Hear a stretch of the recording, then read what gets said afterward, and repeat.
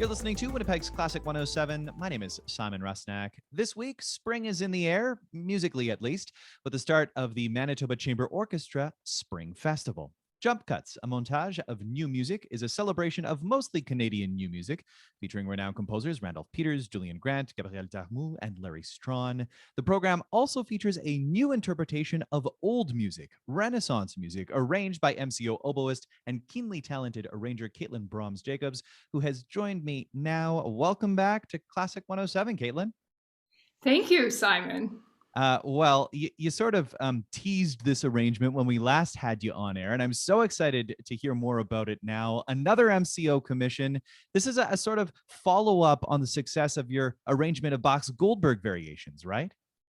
Yeah, that's right. So when MCO asked me if I would like to arrange something else, I immediately thought of Renaissance music because it's something that I've always really enjoyed. When I was in high school, my friends and I would sort of skip down the street singing Renaissance madrigals in four parts. As one does in high school, yeah. Of course. So I've always loved Renaissance music, and I think it suits wind instruments extremely well. And I was really inspired by Respighi's Ancient Airs and Dances, which is a suite that in some ways was created in a similar way to what Stravinsky did with Pulcinella. So I've been inspired by all the things that I've worked on recently. But Ancient Airs and Dances is Renaissance lute music, which Respighi expanded and developed into this absolutely gorgeous suite for strings and winds.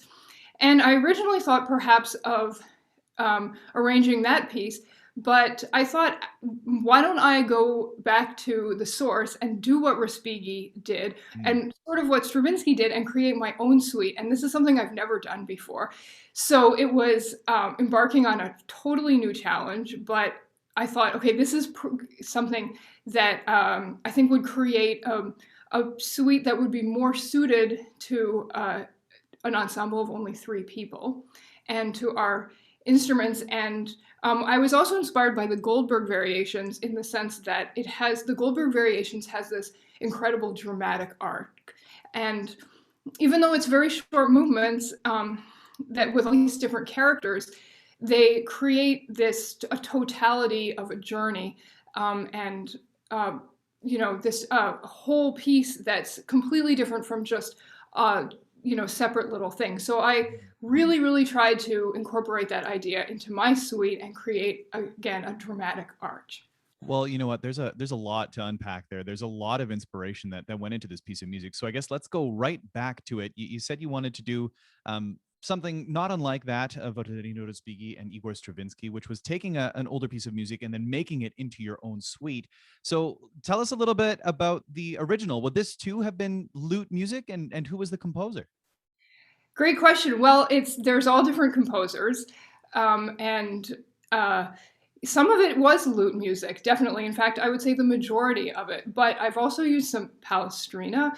I've used some rather early music, including some unaccompanied song that was written in 15th century Portugal. Oh, wow. And a song by an early Renaissance Italian composer. And so there's numerous things that I've incorporated folk elements that are actually from lute pieces. So I have courtly dances and country dances.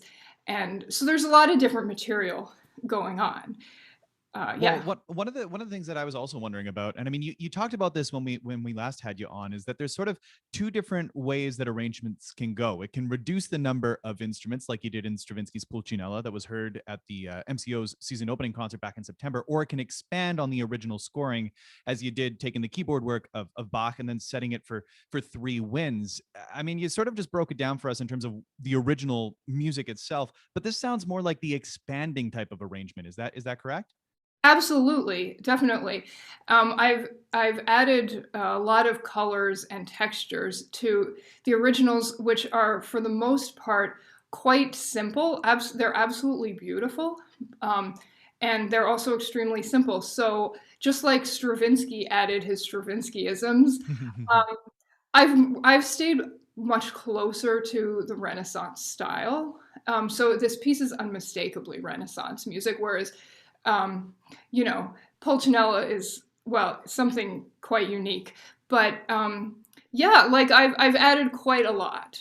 Yeah, and I mean, it sounds like what else is really exciting here is that back in the Renaissance, back when these works would have first been heard, they certainly wouldn't have been heard in the same way that we can hear them in the 21st century with the instruments that you'll be performing on: oboe, English horn, and bassoon. With the modern innovations when it comes to the instruments themselves, does that create all sorts of new sonic possibilities that just otherwise wouldn't have happened with a lute, for instance?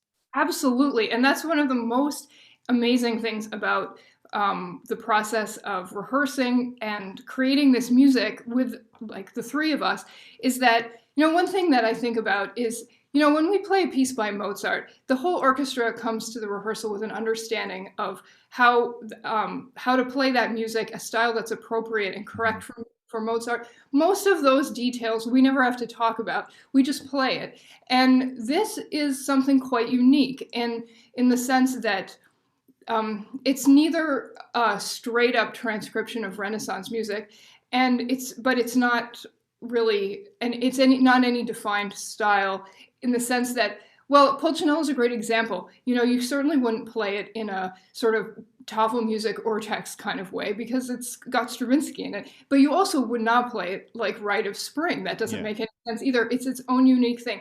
And I think that this Renaissance suite is in that category, like defining our articulations, our sound concepts.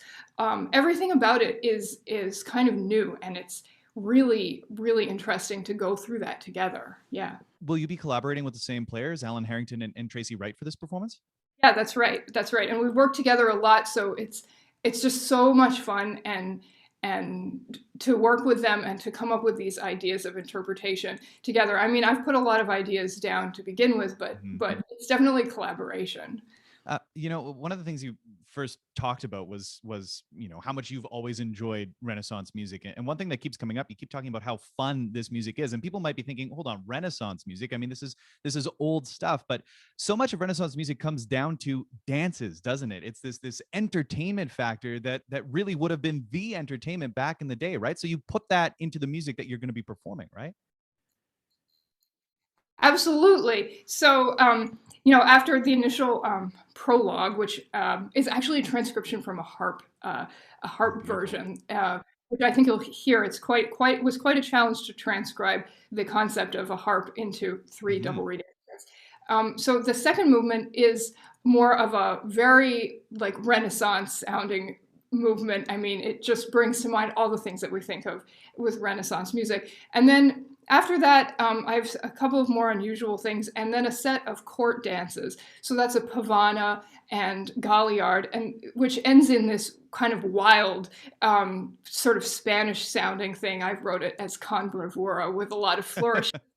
And then after that, we play this Richer Car, which is a very extremely tranquil piece. And I asked Tracy and Alan whether, if they didn't know this was Renaissance music, would they know that it was a Renaissance? And they both said no. It's quite a unique piece. And after that, we go to a set of country dances, which begins with Tracy and I doing an echo effect as though we were a shepherd, sort of piping in the fields or in the mountains, and then I'm the echo that comes back.